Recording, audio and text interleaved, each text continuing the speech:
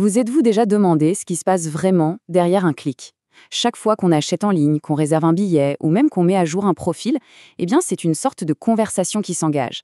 D'un côté, il y a un processus métier qui veut faire quelque chose et de l'autre, une base de données qui protège ces informations.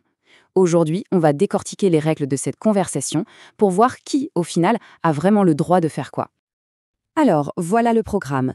D'abord, on va voir le lien crucial entre les processus et les bases de données. Ensuite, on essaiera de visualiser comment ils communiquent.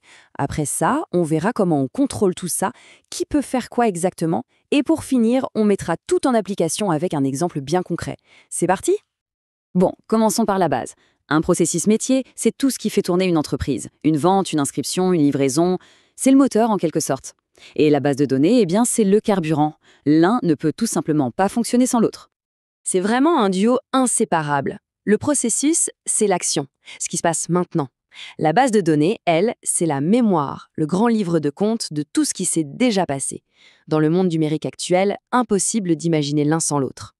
D'accord, mais concrètement, comment ça se passe, cette discussion entre l'action et la mémoire? Pour y voir plus clair, des outils ont été créés pour cartographier ces échanges. C'est un peu comme si on dessinait le plan de la conversation pour être sûr que tout le monde se comprenne bien. Et voici un de ces outils, le schéma événement-résultat.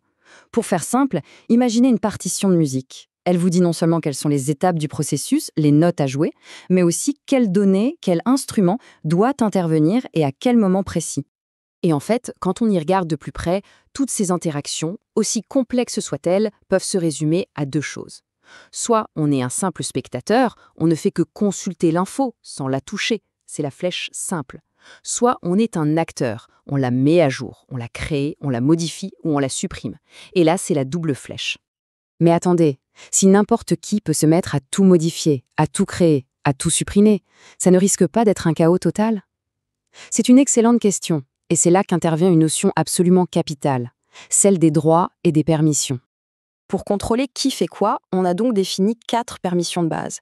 C'est un peu comme les 4 points cardinaux qui permettent de s'orienter dans l'accès à l'information. Alors, on a le droit de créer une nouvelle information, de la consulter pour la lire, de la modifier, et puis il y a le quatrième, le plus puissant, et aussi le plus dangereux, la suppression. Ce n'est pas un hasard si c'est l'action la plus contrôlée, parce qu'une fois qu'une donnée est supprimée, bien souvent, il n'y a pas de retour en arrière possible. Évidemment, on ne distribue pas ces super-pouvoirs au hasard. Tout l'enjeu, c'est de les attribuer de façon intelligente, en fonction du rôle de chacun dans l'entreprise. C'est ce qui donne naissance aux différents niveaux d'accès. En général, on peut simplifier les choses en classant tout le monde en 3 grandes catégories. On a l'administrateur, l'acteur interne et l'utilisateur externe. Chacun a un niveau de pouvoir bien différent du simple visiteur au grand maître du jeu. Alors, tout en haut de la pyramide, on trouve l'administrateur. C'est le gardien du temple, celui qui a toutes les clés. C'est lui qui distribue les droits. En dessous, il y a les acteurs internes, les employés. Eux, ils ont des droits bien précis, juste ce qu'il faut pour faire leur travail au quotidien.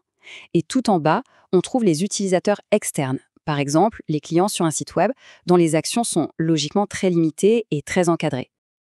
Allez, à cette théorie. Voyons comment toutes ces pièces du puzzle s'assemblent dans la vraie vie, avec un petit cas pratique. Prenons un exemple tout simple. Imaginez Sarah, elle est commerciale. Elle apprend que son plus gros client vient de changer d'adresse. Son premier réflexe, c'est évidemment d'aller mettre à jour cette information dans le système de son entreprise.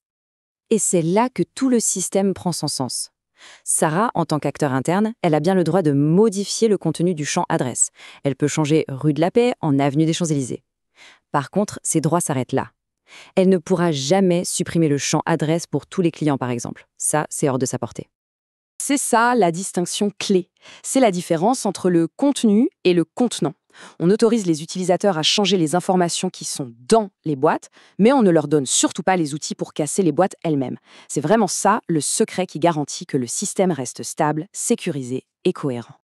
Retrouve tous les clips sur www.3minutes.online.